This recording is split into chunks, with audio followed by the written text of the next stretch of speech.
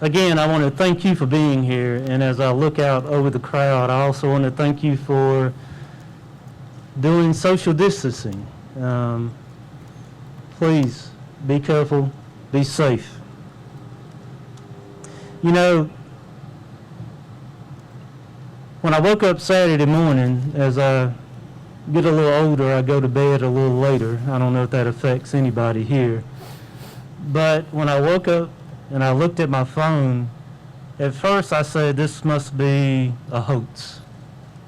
But then I quickly realized that it was the truth and that we had lost our friend, our son from Anderson. And so,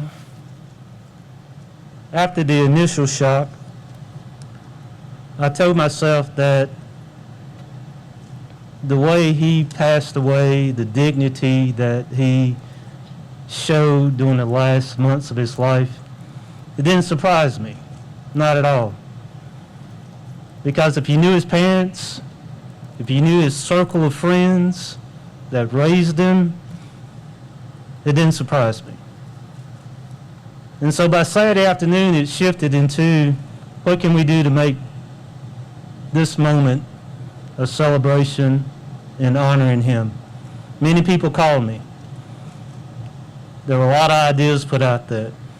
But I want to thank our team here at the city for arranging this. But more importantly, I want to thank you for being here tonight. I want to thank you all for your words of encouragement, the words of inspiration that you've given to his family, and it means the world to all of us.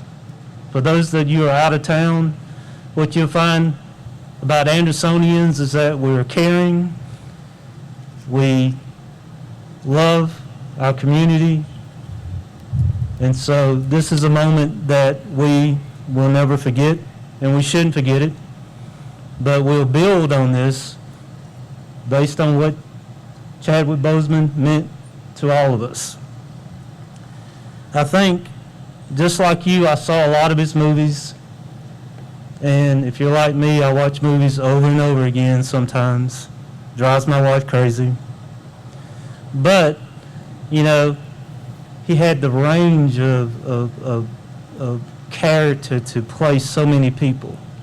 I just heard him talk about, doing his commencement speech, about getting a job and losing a job.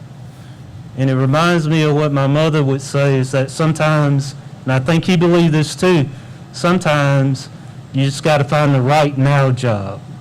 Because if you find the right now job, eventually that right job will come along. So, in the words of a character that he's played, and he said, we must find a way to look after one another as if we were a single tribe. That's what he would want. And that's what I hope we take away from this. Now, the other thing that's happened over the last week is that Chadwick has inspired some local artists. And if you look at the stage, you'll see some of the things that have been depicted. And so we have The Rising Star by Joy Whitnerts, Too Soon by Nat Morris, Forever by Pedro Ulmer, and Keep Striving by Eric Greer and J.C. Austin. Let's give those folks a round of applause.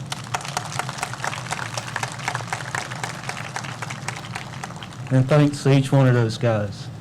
Speaking of art, I can announce today that the city of Anderson is establishing a public art endowment to garner funding for what I would hope would be a special and a permanent tribute in honor of the life of Chadwick Boseman. It's going to take, thank you.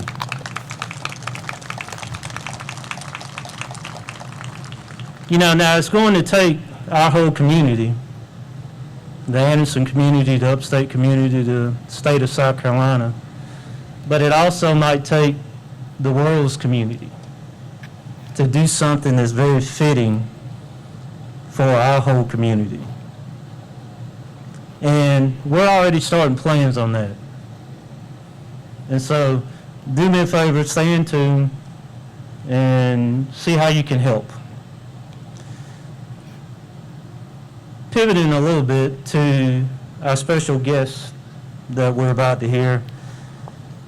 I spent some time with this young lady just a few minutes ago, and she's very special to the Boseman family. She'll talk about that. But I want to introduce to you Deanna Brown Thomas, the daughter of the Godfather of Soul. Deanna?